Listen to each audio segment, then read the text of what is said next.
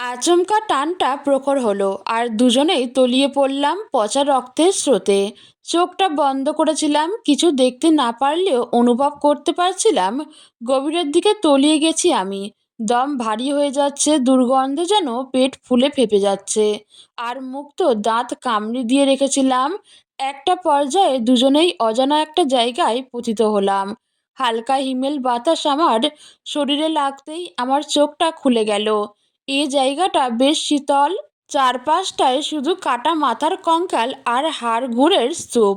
সামনেই একটা সুন্দর বাড়ি। জরাশীর্ণ এ পরিবেশে বাড়িটা যেন সৌন্দর্যতার প্রতীক হয়ে দাঁড়িয়ে আছে। আমার শরীরের দিকে তাকিয়ে লক্ষ্য করলাম কোনো রকম রক্ত বা ক্ষতের দাগ নেই। এ কি করে সম্ভব তা বোধগম্য হচ্ছে না।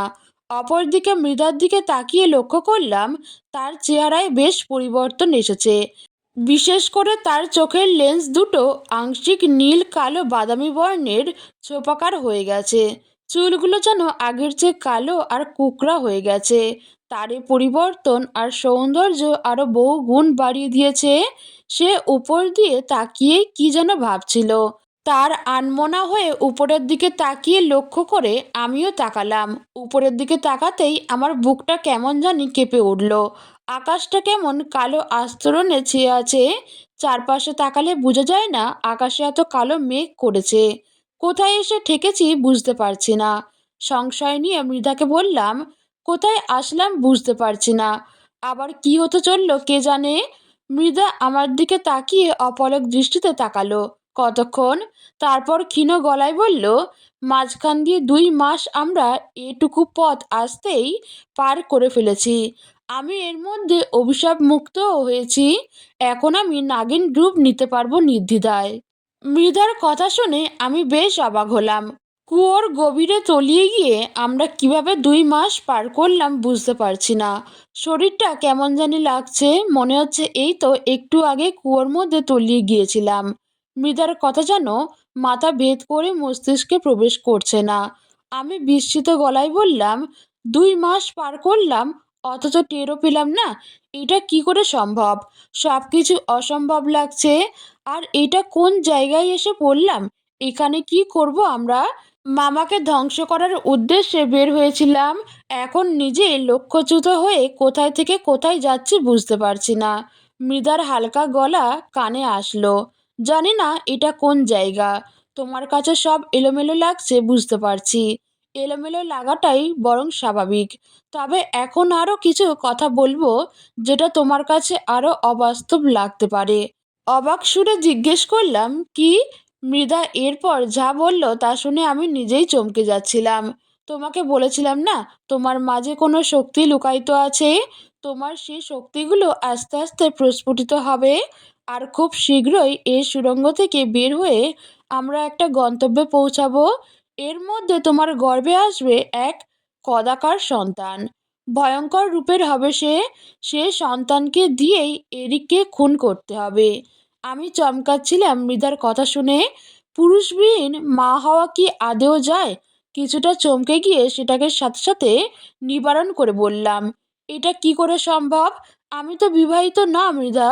আর মামার সাথে বিয়ে তো শয়তান করিয়েছে, সেটা বৈধ নয়। মামার সঙ্গে আমার কোনো শারীরিক মিলন ঘটেনি, তাহলে বাচ্চা হবে কি করে? মৃধা সংশয় কাটিয়ে বলল, দেখো চারুলতা, তোমার জীবনে একটা পরিবর্তন আসবে। তোমার গর্ভে যে বাচ্চাটা আসবে সেটাই মূলত তোমার মামা এডিককে ধ্বংস করতে সাহায্য করবে। তুমি 8-10টা সাধারণ মেয়ের মতো না। সন্তান জন্ম দেওয়ার পর তোমার মধ্যে এমন কিছু শক্তির সূচনা ঘটবে যার মাধ্যমে তুমি খুব সহজে এডিককে বিনাশ করতে পারবে। তবে এ সন্তান জন্মদানের সময়ের ব্যবধান এদিক সেদিক হলে হিতে বিপরীত ঘটবে। মৃধার শেষ কথাটা আমার বোধগম্য হলো না। কথাটাকে এপিট ওপিট করে পাল্টা প্রশ্ন করে বললাম, সময়ের ব্যবধানে মানে? তোমার গর্ভের বাচ্চা কদাকার হলেও সে হবে শুভশক্তির আধার। তুমি যখন বাচ্চা প্রসব করবে তখন রাহু সূর্যকে গ্রাস করবে। এ গ্রাসকৃত সময়ের মধ্যে বাচ্চা হলে তোমার বাচ্চা হবে শুভশক্তির প্রতীক। কিন্তু এ সময় অতিক্রম করলে তোমার বাচ্চা হবে অশুভ শক্তির প্রতীক। মৃধার কথার তাৎপর্য বুঝতে পারছিলাম না আমি। চুপ করে বসে আছি পাশাপাশি দুজন। নীরবতা কাটিয়ে মৃধাকে হালকা গলায় বললাম, এখানেই বসে থাকবে নাকি সামনের দিকে এগোবে? মৃধা আমার হাতটা ধরে টেনে তুলল। তারপর জোর গলায় বলল, বাড়িটার ভেতরে আগে প্রবেশ করো, তারপর ভাবা যাবে কি করব। এই বাড়িতে কোনো না কোনো রহস্য তো আছেই। কথাটা শেষ করে কেউই অপেক্ষা করলাম না, দ্রুত চলে গেলাম বাড়ির ভেতরে। বাড়ির ভেতরে গিয়ে দুজনে দাঁড়াতেই একটা উষ্ণ শীতল বাতাস এসে আমার গায়ে লেপ্টে গেল। বাতাসটা গায়ে লাগতেই অনাকাঙ্ক্ষিত একটা ঘটনার সম্মুখীন হলাম। আমার পেটটা পাহাড়ের মতো উঁচু হয়ে গেল। আমি কিছুটা ভয়ার্থ হয়ে গেলাম। পেটের এমন অস্বাভাবিক ফুলে যাওয়ার কারণটা আমি বুঝতে পারছিলাম না। ভয়ের মাত্রা প্রখর হওয়ার আগেই মৃধা বলে উঠল, ঘাবড়ে যেও না, তোমার গর্ভে সন্তান প্রবেশ করেছে। ঠিক 17 দিন পর রাহু যখন সূর্যকে গ্রাস করবে, তখন এই সন্তান জন্ম নিবে। তবে সময়ের ব্যবধান নিয়েই আমি চিন্তিত। এই সন্তান যেন শুভ শক্তির আধার হয়েই জন্ম নেয়, সে চাওয়াই মনে ব্যক্ত করছি। ঘটনার কোনো সারসংক্ষেপ আমার বোধগম্য হচ্ছে না। বাড়ির ভেতরটায় প্রবেশ করার পর আরও বেশি ভয় পেয়ে গেলাম যখন লক্ষ্য করলাম মামা আমাদের সামনে দাঁড়ানো। মামার চোখগুলো রাগে আগুন হয়ে আছে, রক্তচক্ষুগুলো আমার দিকেই তাক করা। আমার পাশে এসেই চুলের মুঠিগুলো ধরল। মৃধা ততক্ষণে উধাও হয়ে গেল। আমি বুঝতে পারছি না আমার সাথে হচ্ছেটা কি। মামা আমার চুলগুলো টেনে সামনের দিকে আঁচড়ে ফেলে বলল, তুই আমার চোখ ফাঁকি দিয়ে পালাতে চেয়েছিলি না?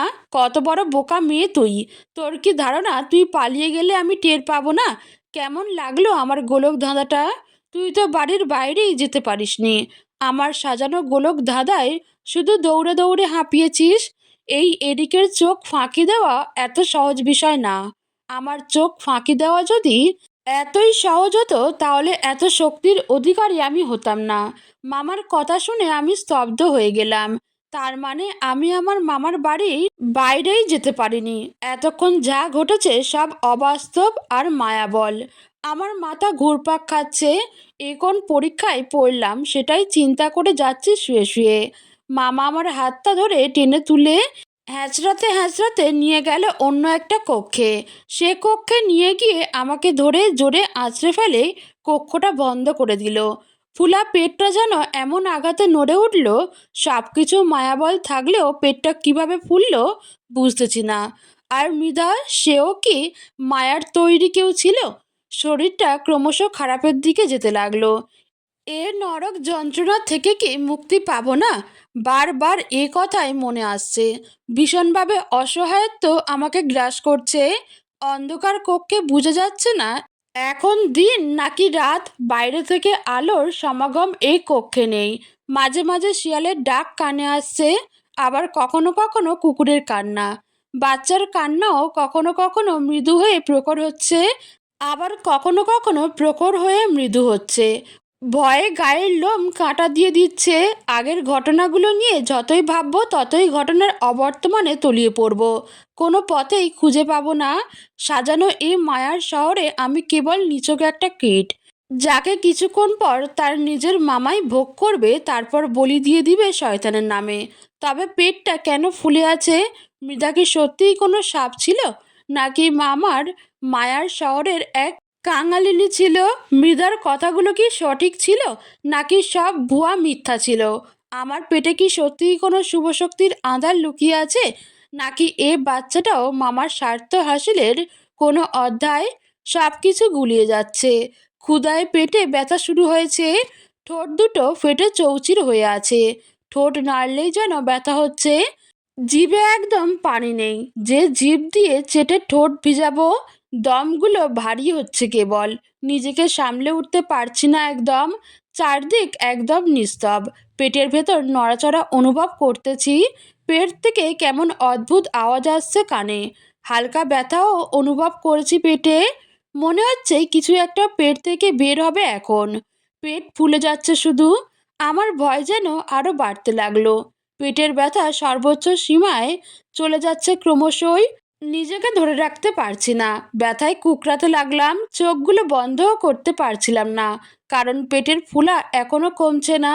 তাহলে কি পেট ফেটে বাচ্চা বের হবে? আর মৃধার কথা কি সঠিক? সত্যি আমার গর্ভে কি কোনো শুভ শক্তি আছে, নাকি রয়েছে কোনো অশুভ বাচ্চা? উত্তর মেলাতে গেলে আরও বেশি ভোগান্তির সম্মুখীন হচ্ছি। প্রশ্ন যেন মাথাটাকে ব্যথা বানিয়ে দিচ্ছে। নিজেকে সামলাতে পারছি না। পেটের ব্যথায় শরীরে একদম শক্তি নেই, তাই ব্যথায় চিল্লানোর শক্তিও পাচ্ছি না। পেটটা মাত্রা অতিরিক্ত ফুলে গেছে। পেটের এক পাশ ফেটে ফিনকি দিয়ে রক্ত বেরোচ্ছে। রক্তটা ফিনকি দিয়ে বের হয়ে জোরে ছিটকে পড়ছে। পেটে ব্যথার সাথে অসম্ভব জ্বলুনি হচ্ছে এবার। দেখতে দেখতেই পেটটা ফেটে মাটির মতো চৌচির হয়ে গেল। ফুলা পেটটা ফেটে দুদিক দিয়ে ভাগ হয়ে গেল। সে ভাগ করা অংশ দিয়ে বেরোলো এক কদাকার শিশু। শিশুটি পেট থেকে লাফিয়ে বেরোলো। শিশুটার নাক নেই, নাকের জায়গাটা সমতল, কালো কুচকুচে গায়ের রং, চোখগুলো রক্তবর্ণ, দুটো হাত বেশ লম্বা শরীরের তুলনায়, তার পাগুলো হাতের তুলনায় ছোট। ঠোঁটগুলো দ্বিখণ্ডিত করা, কালো মুখের আদলে সাদা দাঁতগুলো ফিক করে ভেসে আছে। এ বাচ্চাটাকে দেখেই যেন আমার ভয়টা বেড়ে গেল। এ বাচ্চার গঠন বলেই দিচ্ছে বাচ্চাটা ভয়ঙ্কর রূপ নিবে আরও। এদিকে আমার ফাটা পেটটার দিকে তাকাতেই আরও চমকে গেলাম। লক্ষ্য করলাম আমার পেট থেকে অদ্ভুতভাবে আলোক রশ্মি বেরোচ্ছে। আমি এতক্ষণে বেমালুম ভুলে গিয়েছিলাম ঘরটা পুরোপুরি অন্ধকার ছিল। মূলত পেট থেকে আলোর রশ্মি বের হওয়ায় চারপাশটা আমার চক্ষুগোচর হয়েছিল। ভয় আমাকে গ্রাস করতে লাগলো। অপরদিকে আমার ফাটা পেটটা জোড়া লাগতে শুরু করলো। আলোক রশ্মিটা পেট থেকে গোলাকার বৃত্ত হয়ে বের হয়ে ঘরের ভেতর ঘুরপাক খাচ্ছে। এদিকে বাচ্চাটার রূপ আরও পরিবর্তন হতে লাগলো। এত কুৎসিত বাচ্চা আমার চক্ষুগোচর এর আগে কখনো হয়নি। শরীরটা কেমন জানি ভয়ে শিউরে উঠছে। রক্ত যেন হিম হয়ে যাচ্ছে। বৃত্তাকার আলোটার চারদিকে অনবরত ঘুরতে ঘুরতে কোথাও যেন মিলিয়ে গেল। ফলশ্রুতিতে ঘরটায় একটু অন্ধকার নেমে এলো। এদিকে একটা সময় পর আমার পেটটা স্বাভাবিক হয়ে গেল। পেট স্বাভাবিক হলেও শরীরটায় তেমন শক্তি অবশিষ্ট নেই যাতে করে আমি শুয়া থেকে উঠে দাঁড়াবো। অন্যদিকে বাচ্চাটা গড়িয়ে গড়িয়ে আমার দিকে তেড়ে আসতে লাগলো।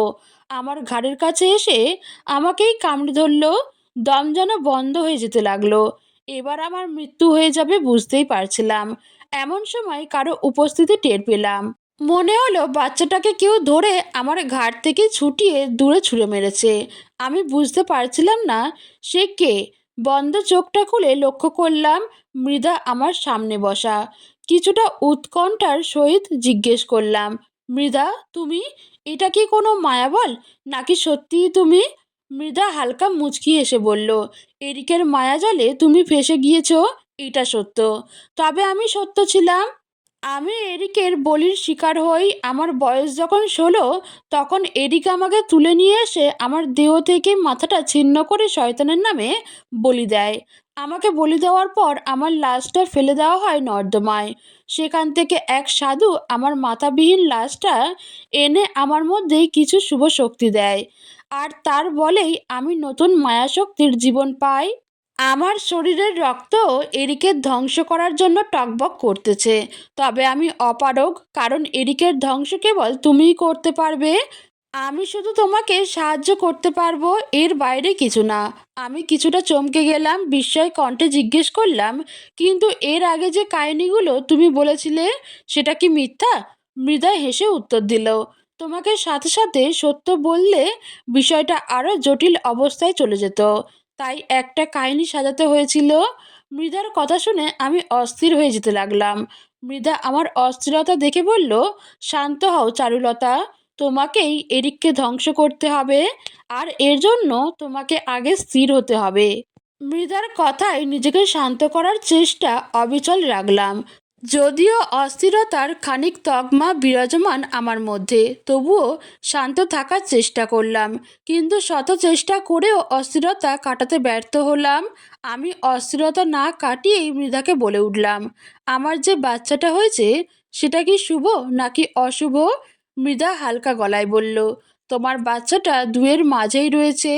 এখন এটা তোমার কাজ, বাচ্চাটাকে তুমি কোন দিকে পরিচালিত করবে। বাচ্চাটাকে তোমাকে দ্রুত আয়ত্ত করতে হবে, অন্যথায় কোনো ক্রমে এরিক যদি বাচ্চাটাকে আয়ত্ত করে ফেলে তাহলে আমাদের পরাজয় সুনিশ্চিত। আমার অস্থিরতা যেন ক্রমেই বেড়ে চলেছে। শরীরটা অসাড় হয়ে যাচ্ছে ক্রমশই। উঠার শক্তিও পাচ্ছি না। সমস্ত শক্তি দিয়ে উঠতে নিয়েও পড়ে যাচ্ছিলাম। মৃদা আমার অবস্থা দেখে আমার সারা শরীরে হাত বুলিয়ে দিল। মৃদার হাতের স্পর্শে যেন আমার শরীরের ব্যথা কিছুটা উপশম হলো। আমি কিছুটা শক্তি শরীরে পেতে লাগলাম। তাই শুয়া থেকে উঠে বসলাম। মৃদু গলায় বললাম, বাচ্চাটা তো উদ্ধত, আমাকে দেখলেই তেড়ে আসে। তাকে আমি কিভাবে শান্ত করব? কিভাবে নিজের আয়ত্তে আনবো? আমাকে উপায় বলে দাও। মৃদা দীর্ঘ নিঃশ্বাস নিয়ে তা পরক্ষণেই ছেড়ে দিয়ে বলল, বাচ্চাটাকে কোলে নেওয়ার চেষ্টা করো। বাচ্চা তোমাকে খামচে বা কামড়ে ধরলেও তাকে ছেড়ো না। তাকে তোমার শাল দুধ খাওয়ানোর ব্যবস্থা করো। একবার যদি তাকে শাল দুধ খাওয়াতে পারো, তাহলে সে বাচ্চাটার তোমার প্রতি মায়া জন্মাবে, আর তুমি তাকে খুব সহজেই আয়ত্তে নিয়ে আসতে পারবে। আর কাজটা করতে হবে দ্রুত। এরিক এখনো টের পায়নি তোমার বাচ্চাটা প্রসব হয়েছে, তাই যা করতে হবে দ্রুত। আমি মৃদার কথা শুনে বাচ্চাটার দিকে ক্ষীণ দৃষ্টিতে আলোকপাত করলাম। ঘরের এক কোণে লেপ্টে লেগে শুয়ে আছে, এত কুৎসিত দেখতে যে তার কাছে যেতে ভয় করছে ভীষণ। তবুও আমাকে এ ধ্বংসলীলা থেকে বাঁচতে হলে বাচ্চাটাকে আয়ত্তে আনতে হবে। আমি বসা থেকে এবার একটু উঠে দাঁড়ালাম। আস্তে করে বাচ্চাটার কাছে গেলাম। রুমটা যদিও আগের মতো অন্ধকার না, কিছুটা আলো কোথায় থেকে যেন প্রবেশ করেছে। যদিও আলোর প্রবেশপথ বের করার কোনো উপায় নেই, আর বের করার মতো কোনো চিহ্ন বা পথও নেই। এখন অবশ্য সেসব ভাবার সময়ও নেই। নিজেকে যথাসম্ভব সামলিয়ে নিলাম। বাচ্চাটা নিস্তেজ হয়ে পড়ে আছে, কোনো রকম সাড়া শব্দ পেলাম না। কদাকার বাচ্চাটাকে ধরতেও বেশ ভয় লাগছে। তবুও বাচ্চাটার হাতে স্পর্শ করলাম এবং কোলে তুলে নিলাম। বাচ্চাটা আমার কোলে একদম লেপ্টে আছে এখন। মৃদা পাশ থেকে বলতে লাগলো, বাচ্চাটাকে যেন স্তন পান করায়। মৃদার কথায় বাচ্চাটাকে এবার নিজের স্তন পান করার চেষ্টা করলাম। ঠিক সে মুহূর্তে আরও ভয়ঙ্কর পরিস্থিতির সম্মুখীন হলাম। প্রশ্নের সম্মুখীন হলাম, বাচ্চাটা কি আমার আয়ত্তের বাইরে চলে গেল? ঠিক সে মুহূর্তে আরও ভয়ঙ্কর পরিস্থিতির সম্মুখীন হলাম। ঘরটা সজোরে কাঁপতে লাগলো। বাচ্চাটা আমার বুকে জোরে কামড়ে ধরলো। আমার শ্বাস প্রশ্বাস বন্ধ হয়ে যেতে লাগলো। পাশ থেকে মৃদা বলে উঠল, বাচ্চাটার মধ্যে অশুভ শক্তি প্রবেশ করেছে। এ থেকে পরিত্রাণের উপায় বের করতে না পারলে এরিককে ধ্বংস করা যাবে না। আর এরিক এ যুদ্ধে বিজয়ী হয়ে গেলে সারা পৃথিবী কালো জাদুর হাতে জিম্মি হয়ে যাবে। আমাদের কিছু একটা করতে হবে। মৃধার কথা শুনে আমার হাত পা কাঁপতে লাগলো। সে সাথে সাথে বাচ্চাটাকে বুক থেকে ছাড়ানোর চেষ্টা করেও ছাড়াতে পারছিলাম না। বুক দিয়ে গড়গড়িয়ে রক্ত পড়ছে, জানি না কি হতে চলল। তবে জয়ের আশঙ্কা এখনো ক্ষীণ। পুরো ঘরটা এবার বিদঘুটে অন্ধকার হয়ে গেল। মৃধার নিঃশ্বাস শোনা গেলেও তাকে পরিলক্ষিত হচ্ছে না। এদিকে আমি সমস্ত শক্তি খাটিয়ে বাচ্চাটাকে স্তন থেকে ছুটিয়ে জোরে আঁচড়ে ফেললাম। বাচ্চাটা কোথায় গিয়ে পড়েছে জানি না। অন্ধকার রুমে চক্ষুগোচর কিছু না হওয়ায় একটু দৃঢ় গলায় মৃদাকে ডাকতে লাগলাম। মৃদার কোনো সাড়া শব্দ মিলছে না, শুধু কয়েকটা গোঙানোর আওয়াজ শোনা যাচ্ছে। সে সাথে ভারী নিঃশ্বাসেরও। মনে হচ্ছে কেউ কারো গলায় চেপে ধরে শ্বাসরোধ করছে। আমার ভয়টা ক্রমশ বর্তমান হতে লাগলো, ভেতরটায় কম্পিত হতে লাগলো। চুপ হয়ে গেলাম। গলা দিয়ে কোনো আওয়াজ বের হচ্ছে না আমার। এদিকে গুঙানোর আওয়াজটা প্রখর হয়ে মৃদু হয়ে গেল। আমি ভয়ে জড়সড় হয়ে ঘুঁটি মেরে আছি। নিজেকে সামনে রাখা এই মুহূর্তে ভীষণ কঠিন। ঘরের আলোটা জ্বলে উঠল। আলোটা জ্বলার সাথে সাথে আমার শরীরটা শিউরে উঠল। আমার সামনেই মৃধার নিস্তেজ দেহ পড়ে আছে, আর তার বুকের উপর বাচ্চাটা বসে খিলখিল করে হাসছে। বুঝতে আর বাকি রইল না বাচ্চাটা অশুভ শক্তিতে পরিপূর্ণতা পেয়েছে। আমার পরাজয় হয়তো সুনিশ্চিত। জয়ের কিঞ্চিত আশাও রাখতে ইচ্ছা করছে না আমার। তবুও নিরাশ হয়ে জীবন দেওয়ার চেয়ে মরার আগে একটাবার চেষ্টা করে মরাই শ্রেয়। তাই নিজেকে একটু স্থির করলাম। বাচ্চাটাকে কি করলে এই অভিশপ্ত বাচ্চা শুভ শক্তিতে লাভ করবে, সে চিন্তাই করতে লাগলাম। চিন্তাটা বেশিক্ষণ করার সুযোগ পেলাম না। এর মধ্যেই মামা রুমে প্রবেশ করলো। বাচ্চাটা পুরোপুরি মামার আয়ত্তে চলে গেল, আর মামা এসেই আমাকে উলঙ্গ করে ফেললো। সে সাথে মাথায় জোরে আঘাত করলো। আমি অচেতন হইনি, তবে শরীর অসাড় হয়ে গিয়েছে। কি হচ্ছে টের পেলেও শরীর নাড়াতে পারছি না। মামা আমার সমস্ত শরীরে কাঁচা হলুদ মেখে দিল। তারপর আমার চুলগুলো ধরে টানতে টানতে আমাকে নিয়ে গেল পিশাচ মূর্তির সামনে। আমার বাকশক্তি এবং শরীরের সমস্ত শক্তি আমি হারিয়ে ফেলেছি। আমাকে মূর্তির সামনে রেখে কি যেন বিড়বিড় করছে মামা, আর সারা শরীরে গোলাপ জল ছিটাচ্ছে, আর বাচ্চাটাকে আমার বুকের উপর বসিয়ে দিল। এতে করে আমার নিঃশ্বাস আরও ভারী হয়ে গেল। মিনিট দুয়েকের মধ্যে আমার শরীর আরও স্তব্ধ হয়ে গেল। আমি বুঝতে পারছিলাম এ যুদ্ধে আমি হেরে যাব। জিতে যাবে কালো জাদু। আমার চোখ বন্ধ হয়ে গেল। কানে শুধু আওয়াজ আসছে, কম্পনের আওয়াজ পাচ্ছিলাম কেবল। এর মধ্যেই কানের কাছে কারো কণ্ঠের আগমন পেলাম। কণ্ঠটা ভালো করে লক্ষ্য করে দেখলাম মৃধার কণ্ঠ। আমি কিছু বলতে চাইলেও মুখ দিয়ে বের করতে পারছি না। এদিকে মৃধা ক্ষীণ গলায় বলল, দ্বিতীয়বারের মতো আমার জীবন এরিকের হাতে শেষ হলো। চারুলতা, এখনও সময় আছে সব কিছু ঠিক করার। তুমি তোমার মনের জোর দিয়ে শরীরটাকে সচল করো। তারপর বুকে বসে থাকা বাচ্চাটাকে তোমার শরীরের যে কোনো অংশে কেটে শরীর থেকে গড়িয়ে পড়া রক্ত বাচ্চাটার মুখে লেপটে দাও। বাচ্চাটা তাহলে অশুভ শক্তির অভিশাপ থেকে মুক্তি পাবে, আর এরিকও ধ্বংস হয়ে যাবে। আমি কথাগুলো শোনার পর বেশ কষ্টসাধ্য হলেও মৃধার কথা অনুযায়ী কাজ করলাম। বাচ্চাটার মুখে আমার শরীরের একাংশ কামড়ে সেটা থেকে রক্ত বের করে লেপটে দিলাম। সাথে সাথে ঘরটা জোরে কম্পিত হয়ে পিশাচ মূর্তিটা ভেঙে গেল, আর মামাও পুরোপুরিভাবে পুড়ে ছাই হয়ে গেল। সে সাথে আমার মৃত্যু ঘটল। আমার মৃত্যু ঘটলেও আমি এ বাড়ির আশেপাশে অতৃপ্ত হয়ে ঘুরছি ফিরছি, কারণ আমার লাশটা এ পর্যন্ত সঠিক উপায়ে সৎকার হয়নি। সেদিন শুভশক্তির জয়লাভ হলেও আমার মৃত্যু রোধ হয়নি। বহু বছর এ বাড়ি পরিত্যক্ত হয়ে পড়েছিল। কিছুদিন পূর্বে একজন বাড়িটাকে বেশ কৌশলে নিজের বলে দাবি করে বাড়িটাকে একটু গুছিয়ে নিয়ে তোমাদের কাছে ভাড়া দিয়ে দেয়। আমি বেশ কয়েকবার তোমাদের সামনে আসার চেষ্টা করেছি সত্যটা বলার জন্য, তবে তোমাদের প্রাপ্ত ভয়ের জন্য আর পারিনি। কথাগুলো চারুলতা স্থিতিকে বলে চুপ হয়ে গেল। স্থিতি স্তব্ধ হয়ে বসে আছে। এ বাড়িটা মূলত পুরনো একটা বাড়ি। শহর থেকে বেশ দূরে অবস্থান করায় এ বাড়ির দিকে তেমন লোক সমাগম নেই। বর্তমানে এ বাড়িটা ভুতুড়ে বাড়ি নামেই পরিচিত, তাই এদিকে মানুষ আসার সাহস তেমন পায় না। স্থিতি ভুতুড়ে বিষয়গুলো নিয়ে গবেষণা করার দরুন তার বন্ধু সৌভিক নিয়ে এ বাড়ি আসে। এ বাড়িটায় আসার পর থেকেই একের পর এক কাণ্ড কাহিনী ঘটতে শুরু করে। এক পর্যায়ে সে কাহিনীর সূত্র ধরেই চারুলতার আত্মার সাথে দেখা। স্থিতি এখনও নীরব। সৌভিক নীরবতা ভেঙে চারুলতার দিকে তাকিয়ে বলল, তুমি যা করেছো তা নিঃসন্দেহে অনেক উত্তম কাজ, তবে তোমার মুক্তি কিভাবে হবে বলো? চারুলতা হালকা গলায় জবাব দিল, বাড়িটার পিছনে নারিকেল গাছের তলায় 7 হাত মাটি খুঁড়লেই আমার হাড় পাওয়া যাবে। সেগুলো দাফন করলেই আমার মুক্তি মিলবে। স্থিতি এবার নড়েচড়ে বসে উঠল। তুমি ভালো থেকো, আমরা তোমার মুক্তির ব্যবস্থা করছি। কথাটা বলেই স্থিতি আর সৌভিক দৌড়ে গেল বাড়ির পেছনটায়। সেখানে নারিকেল গাছের তলায় 7 হাত মাটি খোঁড়ার পর চারুলতার হাড়গুলো পেল। তারপর সেগুলো দুজন মিলে বাড়ি থেকে অনেক দূরে দাফনের ব্যবস্থা করলো। হাড়গুলো দাফন করার সাথে সাথে বাড়িটা হালকা কাঁপুনি দিল। সে সাথে একটা বাজ পাখি উড়ে গেল।